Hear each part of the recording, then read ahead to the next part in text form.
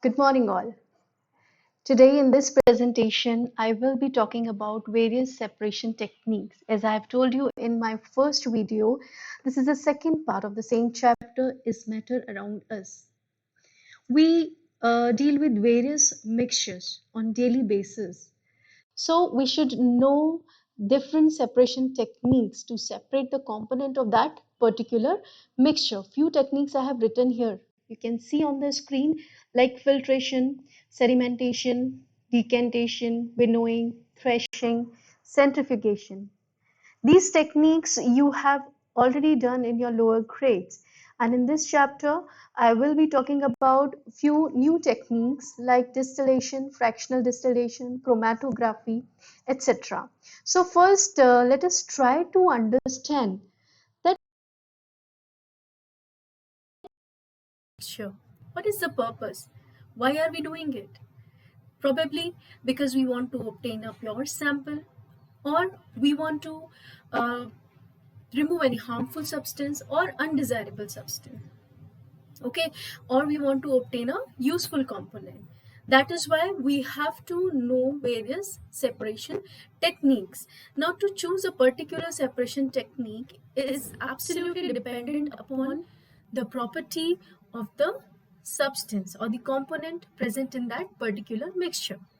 Now, suppose you're dealing with a mixture of solid, you need to check for its property, whether it is soluble or it is insoluble. So, for soluble solids which get dissolved in the medium, we have to adopt different techniques like we can use evaporation.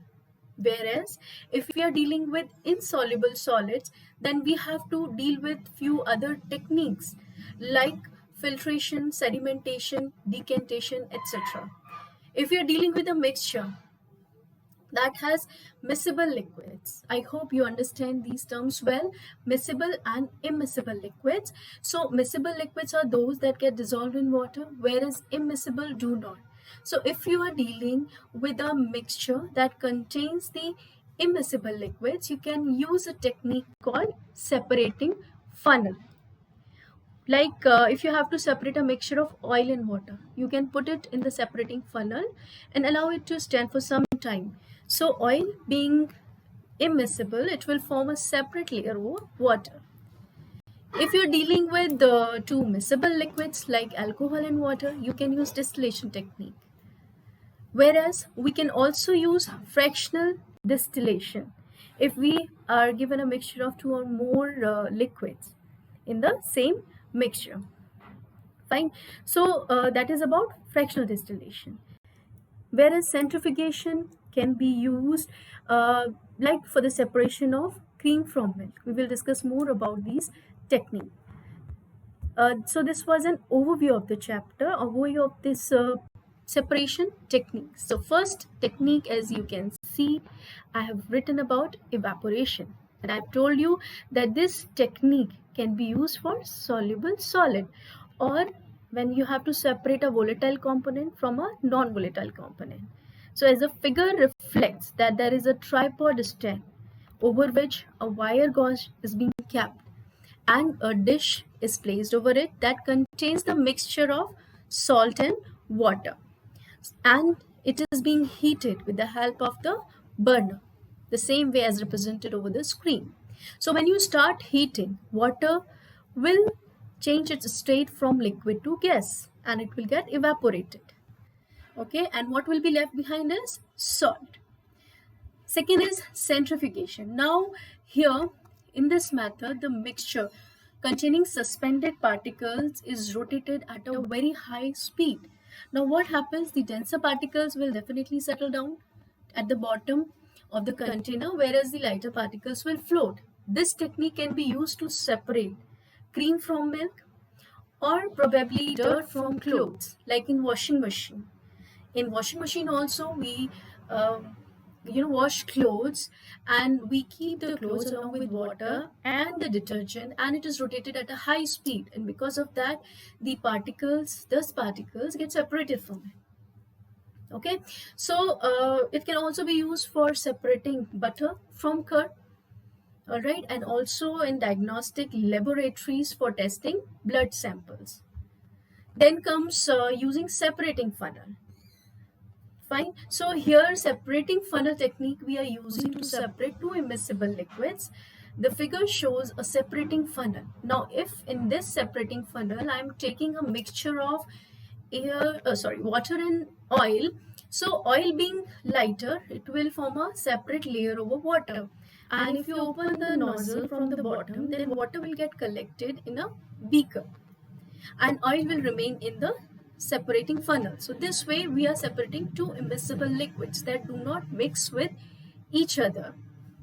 Let's see what is next. And next is, yes, sublimation.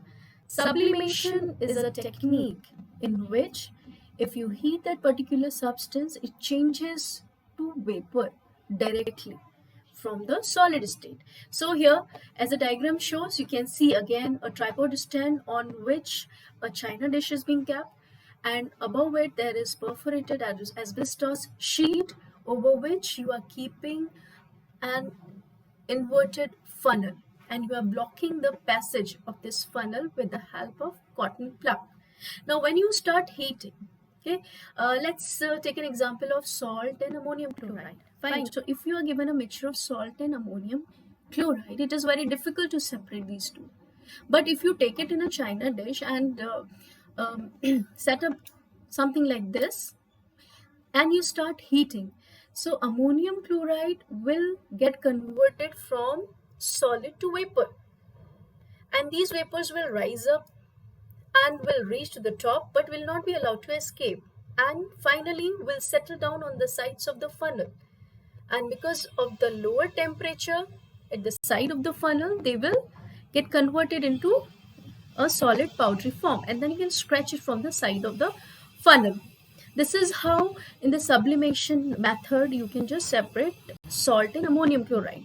Other substances that shows sublimation can be your naphthalene balls. You must have seen that small white balls are kept, in between the clothes to keep moths away from your clothes. Fine. So that directly changes from solid to vapor phase, vapor state. So it just disappears. It is because of this reason only that it shows sublimation. Other examples can be iodine and then benzoic acid, etc. So this is the diagram, and it is very important to represent any of the technique with the help of a neat and well labeled diagram like here. Let's see the next technique, which is chromatography. Yes, it is one of my favorite because I have tried to use this technique in a very creative way by making chromatography flowers. All right, so this was being developed by T. Sweld, and this is a very interesting technique. Okay, you can do it at home also. Look at the picture. Here, what we are doing, we are trying to test. We are trying to test whether ink is a mixture of two or more compound, or it is just simply one substance which is present in it. So for that, what we have done, either you take a glass jar, it should be little good in height, or a test tube. If you are performing it in school, you can get a test tube or a jar like this. Otherwise at home also, whichever vessel you find appropriate according to this, you can take it. Then you have to fill it with water only till the bottom. Then you have to take a chromatography paper or any blotting paper, etc. And then you have to put a mark of the ink that you are testing with a capillary tube at the bottom of this strip as shown in the first figure. That blue mark shows the mark of the ink, which should not be dipped into water, which should be kept away from water. Only the bottommost portion of this paper should be dipped in water, and you will have to wait for some time. After some time, what will happen? The substance which is more soluble will rise faster and get separated. So you can see that first there is a yellow mark that will appear, then there's pink and then green, or here you can see that red, blue and yellow. So you will be able to obtain these marks over the filter paper, and it will indicate the number of other components present in that particular dye. So this is about chromatography. Now let's talk about distillation technique. So in distillation, we will see what is simple distillation. Here you can see there's a setup in which there is a round bottom flask, which is also known as distilling flask, which is attached to the stand, and it is, again, it should be kept over a tripod stand over which you will keep a wire gauge, and you have to take the mixture of miscible liquids. Okay, so when it is heated, before that you have to close its end with the help of a cork wherein the thermometer can be fixed in, and then it is attached to the water condenser from side. So this is the setup. Now in this distilling flask, you are taking the mixture of miscible liquids. So by boiling the mixture, and when it gets boiled, it will turn into vapor, and it will rise up, and through the water condenser the vapors can be cooled down and liquid can be collected. So if I have taken a mixture of acetone and water and they're heated in the distillation flask, so what will happen? The acetone that has a lower boiling point, okay, will rise first, will get condensed when it will pass through water condenser, and will get collected in the beaker kept outside, or a test tube. Fine. And this way we can separate acetone and then water one by one. So this is distillation technique, which is a simple technique. So this is a diagram that you have to do. A well labeled diagram is always preferred. Fractional distillation.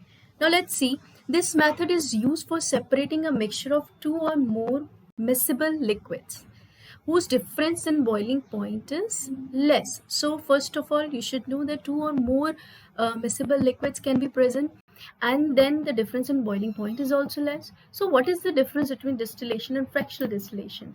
Look at this figure, you will be able to understand it better. So everything is same. The distilling flask is there, burner is there, it is attached to the stand, and there should be tripod stand also.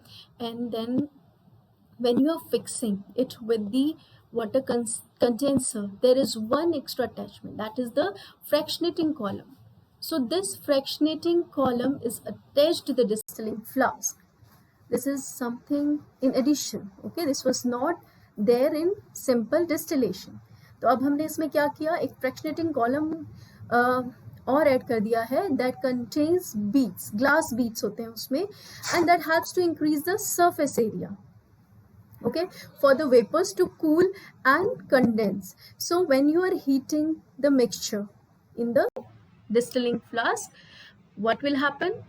The vapors will rise up, and they will definitely pass through the fractionating column first and will also get condensed. Okay, slowly and gradually you can separate the mixture into two or more constituents. And when we are using this fractional distillation technique, we can use it for separating the components of air also. Now the question arises that air is in the gaseous state, vapor gaseous state में है, तो हम उसको कैसे fractional distillation के through separate कर सकते हैं different components? So it's very simple. So before going for fractional distillation, the air is liquefied. Okay, so it is compressed. So air is compressed by increasing the pressure and cooled by decreasing the temperature, and that way it is taken inside the distilling flask and then it is heated. So I have shown the whole process with the help of a flow chart. So air, first of all, it is compressed and cooled, and then by increasing the pressure and decreasing the temperature, then it becomes in liquid form. Then it is allowed to warm up slowly in fractional distillation, and different constituents can be separated at different temperature. This is how we are doing it. So fractional distillation of air, this is the complete diagram. Okay, that was the flow chart representing the fractional distillation, and this is the diagram that represents the fractional distillation of air. So you can see that there is filter, then air is entering, then it is being compressed, liquefied, and then finally it passes through the condenser, and then it gets liquefied, and finally it is taken in the fractionating column in the distilling flask, in the whole setup of fractional distillation, and different components can be separated at different temperature. Then one more technique, that is crystallization. As the word suggests, it is the method of forming crystals. Now, why do we use this technique?